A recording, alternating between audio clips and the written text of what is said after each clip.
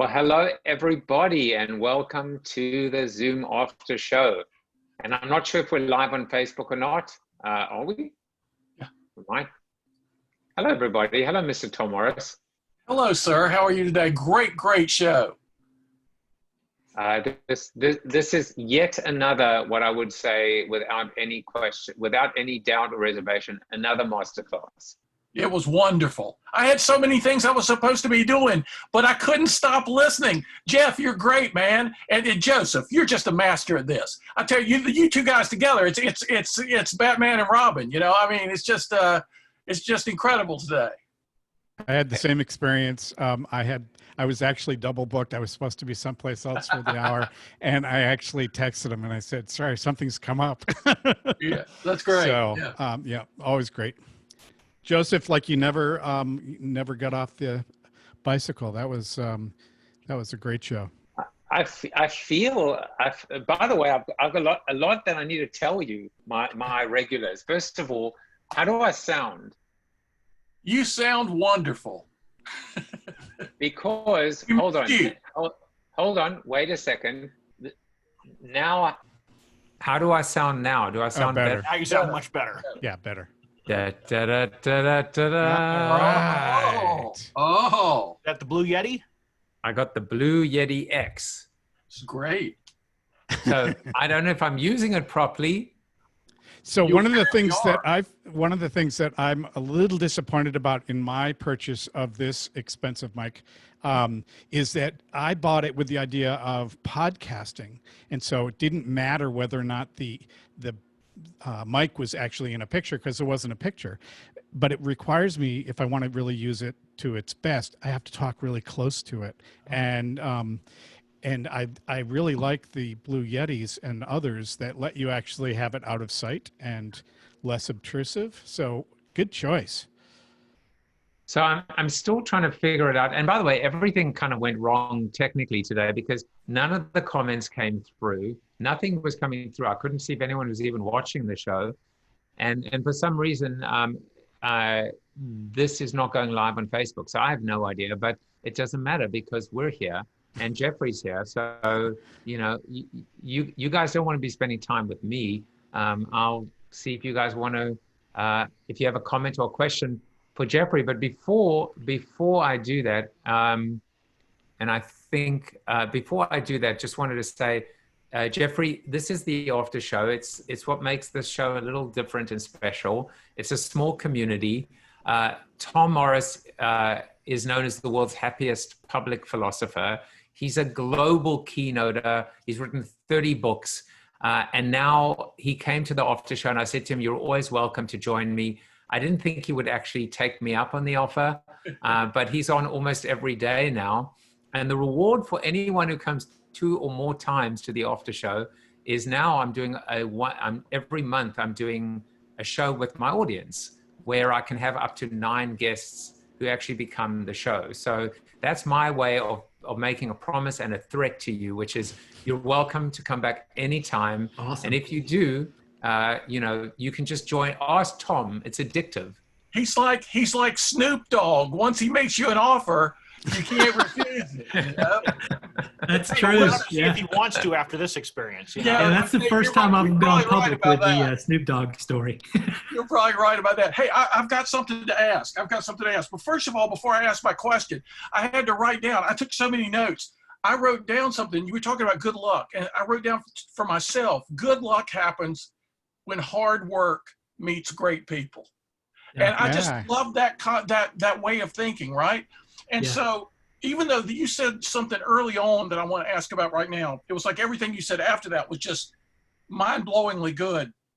But this thing you said early on sparked me because I'm working on a book about this right now. What did your bad bosses have in common along the way early in your career? Or let's just make it more general. All the bad bosses you've ever met or even had to deal with in different companies. Maybe they weren't your boss, but you saw them in action. What are the things that all bad bosses have in common? I mean, somebody with your experience must have seen a lot of this. Yeah, it's insecurity wrapped in arrogance. That's good.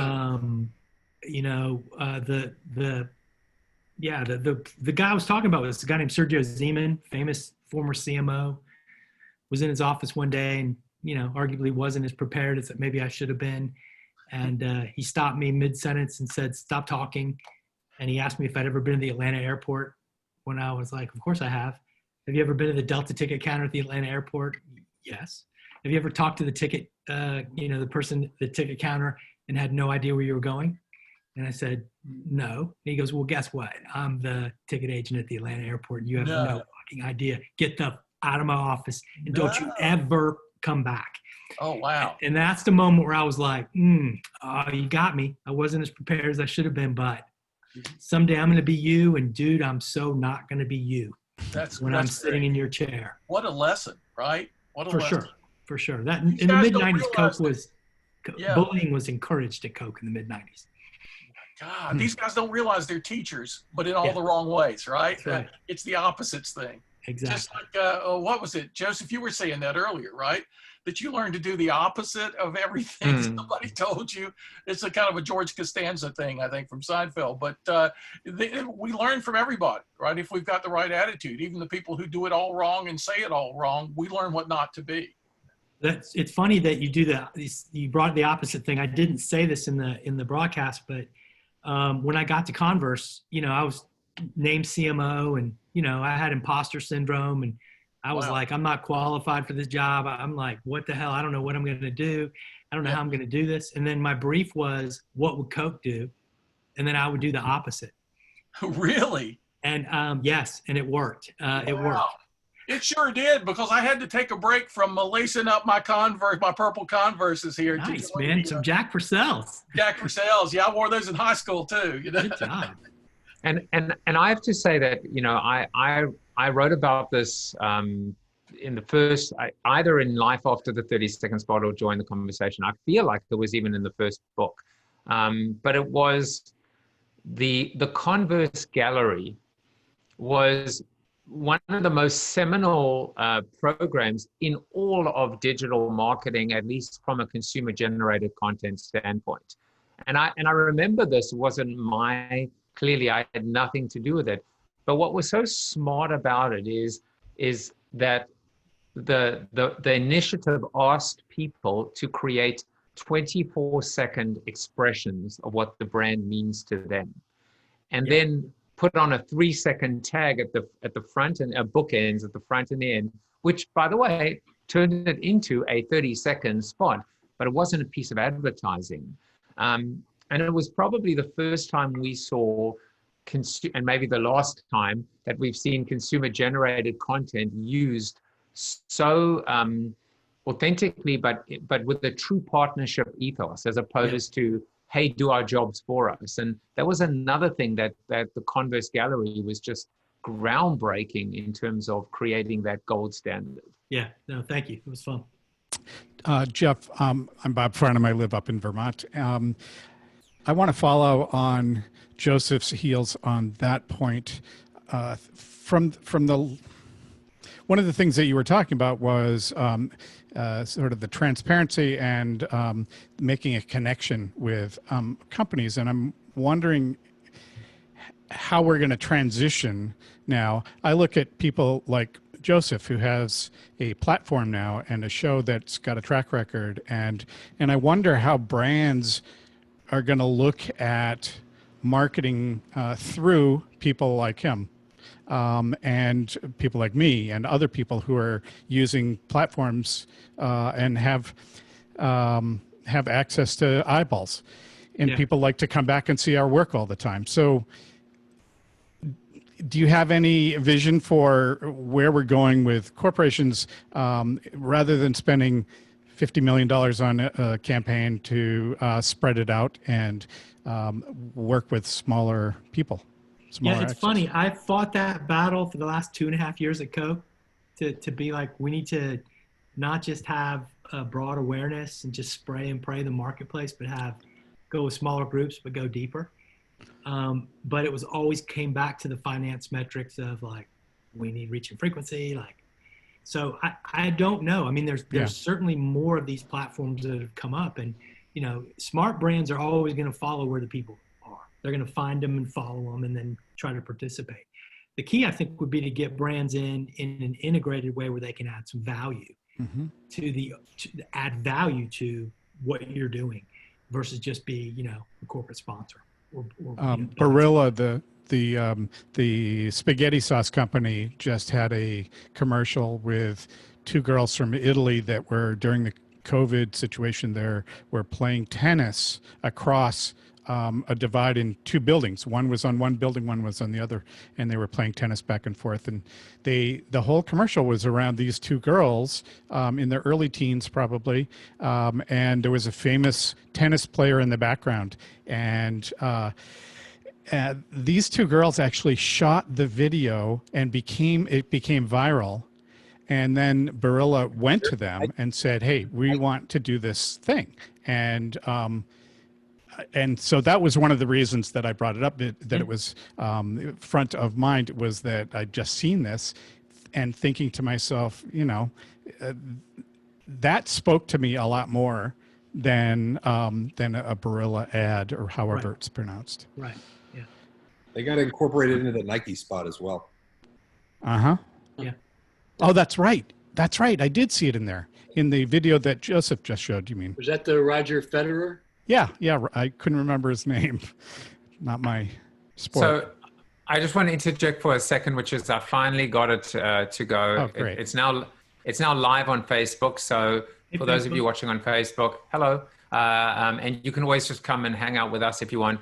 I also want to just shout out to David, who just commented. David, your first time here in this Zoom after show. Welcome.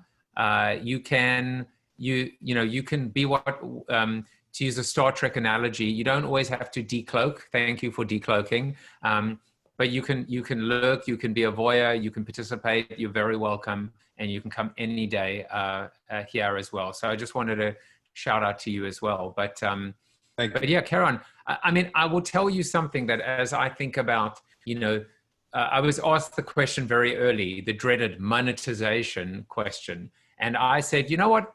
And I apologize if I've told, for some of the regulars, you've heard this already. I said, first of all, I've made a commitment to 2 years to doing this. What began in a global pandemic, 2 years, no matter what happens, I will keep going. Even if I literally do not have a single viewer. Well, I'll always have one, which is my mother, 2, my mother-in-law, and 3, Bob.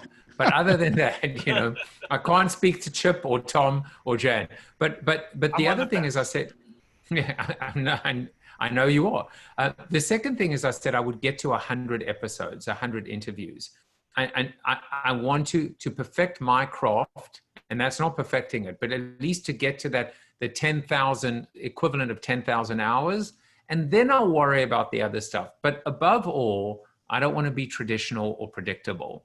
And I want to work and surround myself with great people. And I've found that salvation through my guests and through my audience and through this community. And look, I've said this on air as well, which is generally when I come into contact these days with marketers, I want to go and take a bath. And I am a marketer. And, Geoff said something in that first blog post, which I really connected with. He said, full disclosure, I am a marketer, and I've always been a proud marketer, and I know he is too. But boy, oh boy, do we have to work hard now to lift up our entire profession, because whether fairly or unfairly, we've lost our seat at the table, our seat at the boardroom, and it's going to take a lot of work for us to elevate that credibility back to where we need it to be. Agree. You know what knocked me out today? If I could just say something else, the things you did at Converse, I didn't know about this thing about serving bands by asking them what they need and then actually doing it. That's like the most powerful thing I've heard in a very, very long time. And it just struck me that it's funny, when I came on the show as Joseph's guest a few weeks ago, I didn't know the show was rooted in marketing. I just knew he was this great guy that everybody says you got to be on his show. And I thought, well, as a philosopher, when I found out it was about marketing, I thought, well, as a philosopher, I've never really marketed myself. So I don't really know how what I do relates to marketing. And then I realized the more I listen to people like you, Geoff, to Joseph and people like you and all the other folks on the after show, I realized, you know, at Notre Dame, when I was a professor for a number of years, I just found this shirt. I marketed my class with an Ideas Rock the World t-shirt that if you got an A in the class, you got the shirt. And I didn't even realize I was marketing. And now you guys are teaching me that how marketing is not just this add-on thing, Right. but it's an integral part of serving the world with whatever it is you do. And Geoff, your emphasis on service in what you said today, I've had these two words bumping through my head for a week now: sovereign or servant. You meet people who are sovereigns. They're kings of their little kingdoms, you know, like your bad bosses, right? The insecurity wrapped in arrogance. Yeah. Then you meet people who are servants, and they attract you to them. That's why I keep coming back to this show, doggone it, Joseph, and can't get any work done, because you're such a servant to people. We're drawn to you, right? And we run from the sovereigns, from the little kings and queens of their kingdoms, right? They was like, no, I got to get away from this guy. But when you're a true servant, it's just this magnetic thing that happens. So thank you for bringing that up today. And obviously that's you. I mean, Geoff, that's your personality through and through. So, and that really came across. Yeah. No, thank you. I don't know that I got there. Like I said, I got to Converse and the voice inside my head was like, man, I'm going to fail miserably at this job. I don't know what I'm doing, blah, blah, blah. And first thing I did is I went to China. And I spent a couple of weeks there, and we were doing some work with some punk rock bands in Beijing, Chinese punk rock bands in Beijing, about the craziest, coolest, wildest thing I've ever seen in my life. Wow. But we asked them, hey, if I could help you, if I could spend some of my money to help you, what would that look like? And they said to us, we've always wanted to play our music in another city. And we were like, what? Like, what? And then we didn't realize, because we didn't know the culture, that there was no touring infrastructure in China. So we bought a bus and we put 2 punk rock bands on this bus, and we did a 5-city tour during the Beijing Olympics. And we never referred to the Olympics. We shot a documentary film called Converse Love Noise, because the elders in China called punk noise. And we gave a ton of copies away, and we won Advertiser of the Year in China during the Beijing Olympics. We beat Nike, we beat all this, and we never even referred to the Olympics. So it worked in China. And then I came back to Brooklyn, and, having just led the record label at Starbucks, I knew a lot of struggling musicians were baristas and bartenders. So we sat down with some young bands and we said, what can we do to help? And they were like, I'm a bartender, but I'm in a band, but I can't afford to record a demo until I get signed, but I can't get signed until I have a demo. So I'm a bartender. Wow. And we were like, so what do you need? Well, it'd be great if we could get access to a recording studio. So I was like, oh, that sounds reasonable. Nike sponsors a youth soccer tournament. You're my soccer player. So like, okay. So I had to go all the way, to Nike. I had to actually quit Converse. I had to literally threaten to quit to get them to say yes. And they did. And we built it, and it was just completely under the radar. And I ran a studio for 5 years for what one 8-week flight of TV costs in the US one time. Wow. So 8 weeks of advertising that no one's going to remember. Come on, because we don't remember. Or 5 years of building relationships every single day. And then we opened one in Sao Paulo, Brazil. Then we opened another one in Boston. And it became our platform for working with young, and we treated these people that you are our consumer, not you are some band I need to borrow coolness from so I can look cool. We were like, hey man, you can come in our studio, you can play in Vans, we don't care. If you want shoes, we'll give them to you. If you don't want shoes, we won't give them to you. Like, we don't want to give you shoes if you're not going to wear them, so it's all good. And then the artist would say, what's the catch? And by the way, we gave them everything back. We didn't own anything that got recorded. We hit the button, we put equipment in there, we put engineers in there, but we gave everybody their content back, and we had no rights to it. So they're like, what's the catch? And I was like, there's no catch. And they'd be like, nah. And I would say, I want to be perfectly clear. I am marketing to you right now, but I'm doing it because I believe that doing something for you in a completely unselfish manner that given the chance someday when somebody asks you how it was, you're going to say something nice about us. And Well, see, that's the most powerful ad I could ever create. That's so mind-blowing and game-changing. It's no wonder the gatekeepers said no, no, no, no, no, right? Because it's not business as usual. But as soon as the rest of us hear that story, it's like Joseph's references to the golden rule. This is the way we would want to be treated if we were in their place. You know, if I was the punk rock guy in China, if I was the guy, the barista, I mean, it's just using the golden rule. It's being a servant. It's lifting other people up, and you're going to end up there with them too. I mean, that's just the really, thanks for telling that story, because that's really great to hear. Yeah, it makes me think that the most realistic, I think, view of this would be that this happens when the CEO has this behavior. That you could have this behavior as a CMO, which would be unusual in itself. You could have this behavior if you're on the team of the marketing team with the CMO, which it would be extraordinary.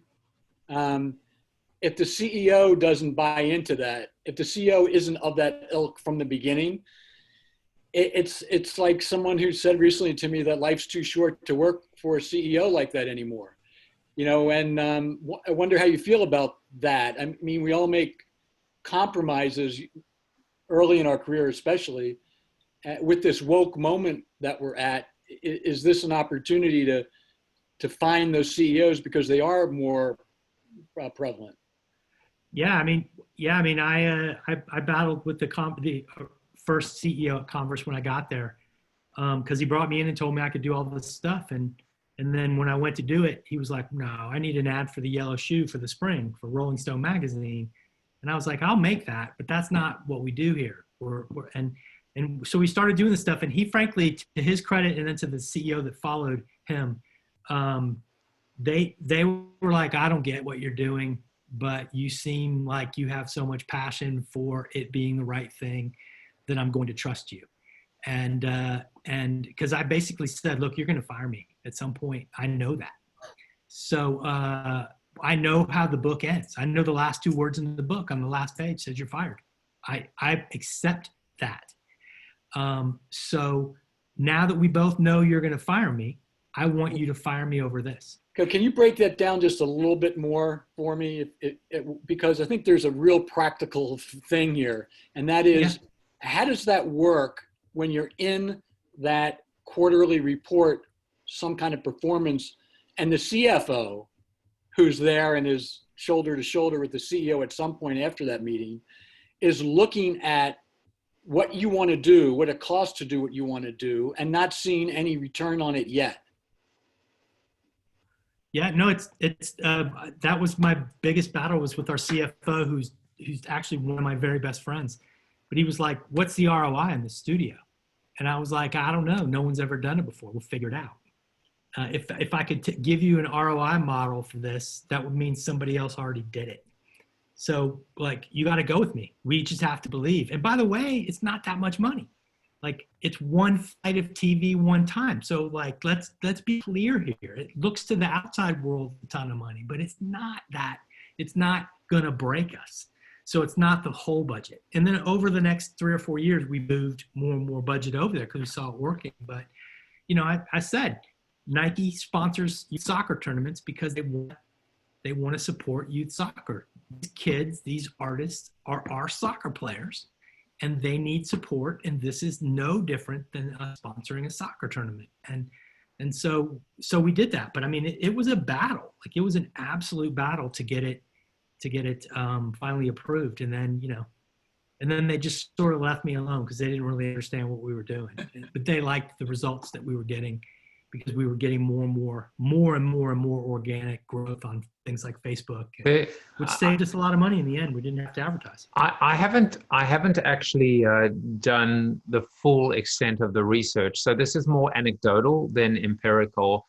But I think there are, for what I heard anecdotally is, for example, Apple's 1984 commercial shouldn't have been made. It shouldn't have aired. It was about to be rejected. And I've heard a similar story with respect to Subservient Chicken, the Burger King, activation. And it almost seems like across the board, and what does this say about, again, the industry, that the most exceptional campaigns, or the campaigns that have been the most memorable, almost without fail, without exception, almost didn't happen or shouldn't have happened. That there had to be that. I mean, you said two things there that I think are like monstrous insights. I'm like, oh my God, like I'm scribbling them down, Geoff. One is this idea that I know you're going to fire me, but I want it to be for this. Make it count. That is, I've never heard something like that before, and I just want to acknowledge that. And then the other thing you said, which of course everyone can relate to, is if there's an ROI model for it, it's what did you say? If there's an ROI model for it, it means it's been done before. And I think you said it. I think you said it a different way, which is like, you can't ask me. We can't push. We can't break ground. We can't be truly exceptional and then ask for measurement when it doesn't exist yet. Yeah. And I think sometimes in the role of CMO, you just have to believe. If you don't have the belief and the crazy like passion about the idea, and you're willing to go all the way, because I mean, I'm not kidding, you're gonna get fired. It's 100% guaranteed as a CMO you're going to get fired. So fucking, excuse my language, embrace it. Like, embrace it and say, I said you're gonna fire me, and I tell you what, I want this to be what you fire me over. And if this turns out the way I think it will, you can fire me over something else. That's and like that's how even better. That's like no different than what Tom has brought to the table over the past month, which is the Stoics and saying that you should start your day understanding you're going to die, and that's how you live. Right. That's right. Yeah, absolutely right. And the ROI comment is so much like the inverse of your 5% rule, right? I mean, the ROI should never be the goal. The 5% should never be the goal. It's a proper side effect if you've got an exciting goal. If you've got a goal worth pursuing, worth fighting for, then all kinds of great side effects. And I've been spending 30 years as a philosopher trying to get people in the corporate world to not set as focal goals stuff that should be positive side effects of their focal goals, right? I mean, embrace the stuff that matters, chase the stuff that matters, and all the good things will follow in your wake. Don't be chasing those things. Ironically, you're not going to get them, right? That's one of the ironies of creative success in the world. You've got to know what's the proper goal and what's the proper side effect, or else you never get what you want. I love how then you have to be. Go ahead. No, you go, because I'm about to just make fun of Tom in a good way. So finish your. What I was going to say is, you have to recognize the landscape that even if you're in a category as a marketer, you're marketing against all brands, all products. Like I'm not just competing against Vans, and you have to then realize that most marketers follow what other marketers do. It's like my point about reading Ad Age or Adweek. Like, it's just like somebody says something and then we all follow and follow and follow. And I've always been the guy that looks for the quiet space. Like when I'm in a noisy room of marketers, I look around and I'm like, where's that quiet corner? Because the quiet corner is where I want to be. I don't want to be in the middle of this sea of rhetoric. Yeah. So always as a marketer, look for the inverse, because there's a nice quiet place someplace where things can be created and things can be different than what everybody in the busy room, the loud room is saying to each other, to themselves. Yeah. I was just going to say that what I love about the most unexpected journey here is that Tom, the philosopher, Joseph, the marketer, what's really happening in this relationship, Tom, is I'm becoming a better marketer because of philosophy, and you're becoming a better philosopher because of marketing. And you're actually a pretty damn good marketer. In fact, you've just come up with the tagline for the election, the upcoming election. So this is how it's going to read. And you said it earlier, right? Decision 2020, sovereign or servant. That's awesome. You decide. It's too heady. Could you make the That's a logo campaign just a platform. little bit bigger? Could you just make the logo a little bit bigger? I think it's the rock the ideas. Yeah, ideas rock the world, right? That was my thing. In fact, even on the front of my T-shirt, I even had. This was the days of MTV, so I had my initials in the MTV logo, TV and philosophy. I taught the big intro class at Notre Dame, so all Yeah. the students were motivated to get their A's on their exams, so they could get a Rock the World T-shirt. You know? Oh, look at that! Yeah, there you go. There you go. You got my initials in your office. I didn't know the reach of philosophy these days. That is sitting on my desk. The other thing that's really so interesting to see, and the only reason I'm going to show this to you, if it works with a green screen, is because when I wrote this book, as you can see, Geoff, it was co-written by my good friend who's actually going to be on the show, Martin Albarda, who I met at Coke. I love him. He's great. I mean, tell him I said yeah. hello. I will, and he's actually going to be on the show in a few weeks' time.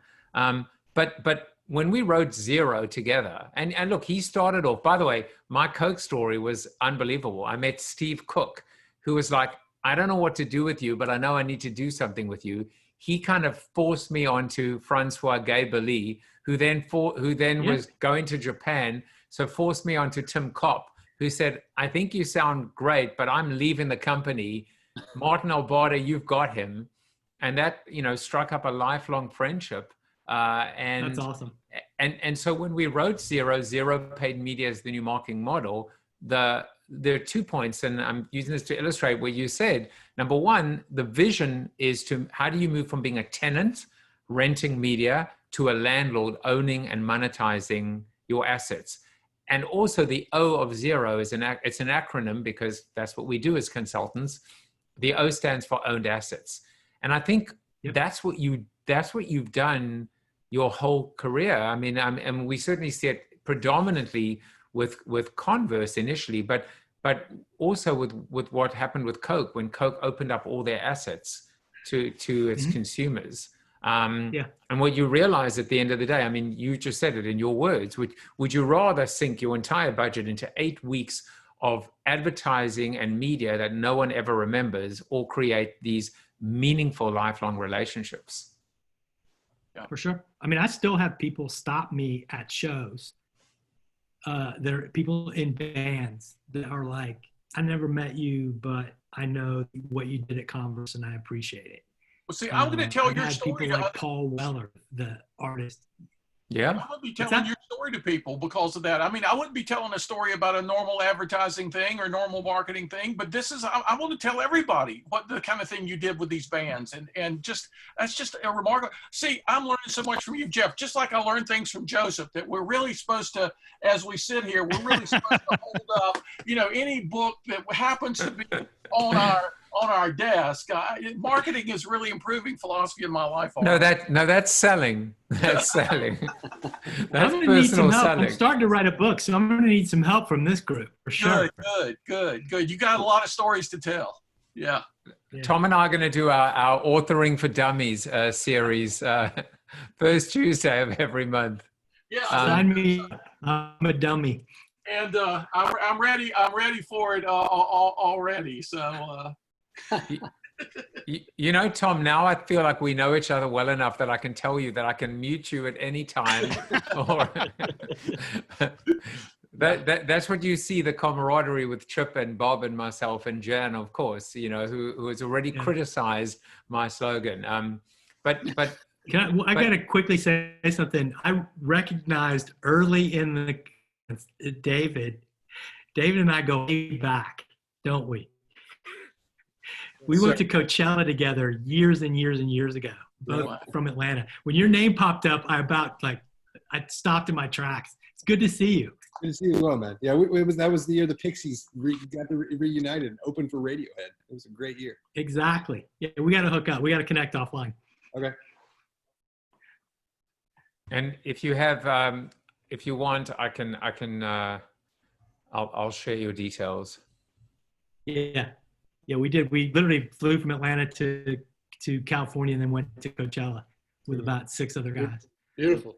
It was an insane, I've been a big fan of Jess for a long time, and he's just following him has taught me a lot of stuff, and he's really inspired me. But that weekend we did that was the most insane thing. I remember telling my ex-wife, I'm like, hey, I'm gonna go to Palm Springs with this guy that I met I've been doing some Harry Potter work with him at Coke. And she's like, okay, I suppose that seems safe. So Yeah. I You sense and that Gary was- Gagne. I asked both you guys on the same day. I'm like, hey man, you want to go to Coachella? We're leaving tomorrow. And you and Gary Gagne both are like, yeah, sure, cool, let's go. Well, I'm gonna shut us down in a few minutes, but I don't know who was talking. Was that you, Bob? Yeah, no, I was just going to say it is funny though that David was talking about his former wife. So maybe it didn't turn out as well as a result of that weekend or not. I'm not sure. Yeah, I've that's had a good. couple of those weekends, and I have an ex-wife, and I can attest to that. Yeah. Help Maybe us we out should here, stop Joe. recording now. Yeah, just hold on. Should I hit the pause button? It's okay. It's a Friday. It's a Friday afternoon. It's just us, the people on the hill behind me, and it's all good. Geoff, when you write that book, I'm sure you have ideas. But I'd be happy, really, really happy to brainstorm with you. I've got a couple of ideas, I think, already that I'm scribbling down. But that's exciting that you're going to write something, because people need to read it. Yeah, I write on my iPhone when I'm on planes flying across the country. I can write a 3,000 word essay on my iPhone with my thumbs. So I've got to take them out of notes in the phone and start to put them in some form of format. Yeah. So you might actually be the Benjamin Button of marketing, because not only are you de-aging, based on the first photo and now, but you're also typing on an iPhone like a teenager. Yeah, totally. All right. So listen, I always thank my guests, but in this case, in this instance, I'm not going to thank you because you've given me too much material I normally create what I call a Corona bite, which is a 60-second highlight clip, which I make for TikTok and Instagram. But there's so much stuff to go with today that I have no idea. I think I'm just going to have to do this. I think actually personally that, I had all these things that I wrote down, simplify and go, and, this idea of when to shut up, don't get hurt. The concept about luck. But I got to say, like the 5%, so many things. This is where we segue into what we liked about the show. So maybe just speak up if you didn't like anything, because we'll assume you liked everything. But I think what I have to go with is this idea of, I know you're going to fire me. So I want you, when you do fire me, I want it to be over this. I love that insight. That's my attitude toward this too, Joseph. I know you're going to mute me, so I might as well make it count while I can, Hold on. Well, He hasn't muted me yet, so you're probably safe, Tom. Oh, okay. Thanks, Chip. I appreciate the support. So if anyone wants to also just add or comment or ask a final question, especially if you've been a little quiet, you don't have to, but I want to give you that option. I just want to pre-order Geoff's book. Yeah, me too. Thanks. And thank you, Geoff, for your spirit. I mean, that humility of spirit, that servant spirit really comes through, and we love you already. And, no wonder people are inviting you to go to concerts and smoke things with them. I mean, you're a great guy. That was a crazy Geoff. crazy day. I will tell you one thing. I never would have gotten the courage to have the "I know you're going to fire me" speech had some guy at Nike, when I was interviewing for the Converse job, asked me a question in an interview. He said, I know all about you. I know your background. I just have one question for you. Have you ever gone all the way? Mm. And I was a bit of a, like a bit of a smart ass, and was like, what? Like, what is that? That's an inappropriate question. And he said, no, I mean, have you ever believed in something so much that you're willing to put your job on the line for it? Wow. And in that moment, and I still get goosebumps on my arms when I think about that moment. In that moment, there's only one answer, and it's the truth, right? So I was like, oh my gosh, I'm ashamed to say that I haven't oh my God, I'm embarrassed to say that I haven't. But I tell you what, if I get this job, I promise you that I will. And then he's like, you're going to do great in this job. You just got the job. See, that's the wake up that produces the courage. That's Mel Gibson painting his face blue. That's the St. Crispin's Day speech. That's the coach before the national championship game. That's where you get that fire in the heart, fire in the belly that takes you where you really want to go, where you feel proud of having gotten to. Yeah. And a common theme that we've heard coming through all of these interviews, which is not only is it okay to say, I don't know, I don't have the answer, but it's actually better to be able to say, in your case, I haven't, because you could have bullshitted an answer and they would have seen right through you.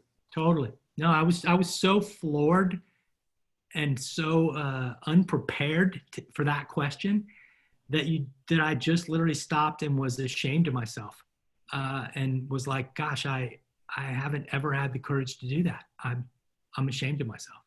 And he's like, well, you're going to have to. And when I called him and told him I did it on the studio, he acted like we'd never had the conversation. He's like, what are you talking about? And I'm like, no, I went all the way. Like I did it. And he said, you know, what's great about that is it's going to make it just a little bit easier the next time you have to do it. And it was an amazing moment, a couple of moments in my life. Wow. So, hey, I have a question, if I may. So, Geoff, may I ask, what's your book going to be about? I'd love to hear if you can share something about it in advance. I haven't summarized it yet, but I want to build it around the idea of marketing getting back to being more about people, more about serving, more about consumers, more about fundamental principles of celebrating your audience, being useful, you know, creating your own ownable platforms, diversity, and then wrap stories and examples in that. But you know, every time I give keynotes and I've given a lot of presentations, and I use some of the work that I've done as examples, and you know, inevitably somebody asks me, when's your book coming out? And I'm like, I don't know. I guess I need to get busy on that. So I just left Coke a couple of months ago, and I've got time on my hands now, and I'm going to start, I've already started, but I'm going to start pulling stuff together. All you need now are flights so that you could write the book. It'll be a long time for that book at the current pace of Would flight. somebody hire me to come speak at the, you don't even have to pay me. I just need a long flight. Yeah. That's all I need. Yeah. You ask my team at Coke and my team at Converse, anytime I went on a long flight, they would be like, oh boy, we're going to get some manifesto when he lands. It's like Jerry Maguire. Yeah, that is exactly right. Well, listen, I want to thank everyone on Facebook and everyone on this today. I mean, it's I might have to change the after show on a Friday, which is just, there is like no end date. We just keep going into cocktails. Let me just grab a Coke. Let me try and do that. It's not working, whatever. But you know, maybe segue into adult beverages or cocktails. This has been so much fun and very, very inspiring. And I have to say, like, what's been amazing for me is just how and I know we all feel the same way. We just keep learning, all of us. We keep learning every day. There's a new insight. And when you've done 85 or 100 of them, it's very easy to spot it's so much easier even to spot the original ones, just like they don't just, you know, peek in, they just crash on you. They hit you over the head because they're so, you can just, and it's the most amazing feeling. It's almost like, you know, discovering something for the first time. So thank you. This was awesome for me. No, thank you. Like I said, it was a privilege and an honor to do this. And it's great to meet everybody on this. And let's please stay in touch. You can find me at YoG Money on Twitter.